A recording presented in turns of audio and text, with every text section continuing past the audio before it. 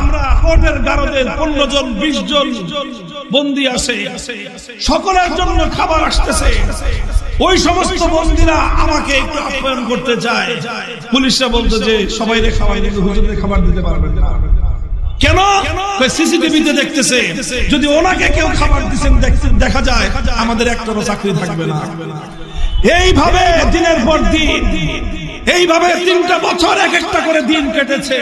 আমাদেরকে কোর্টে যখন তুলতো, আমাকে কোর্টে তুলবার সময় আমাদের চরম আপত্তির মুখেও একটা হেলমেট পরাতো, বুলেট প্রুফ জ্যাকেট পরাতো, আর এইভাবে জ্যাকেট পরায়, হেলমেট পরায়, হাতের মধ্যে হ্যান্ডকাফ লাগায় মিডিয়ার সামনে আমাদেরকে তুলে ধরতো।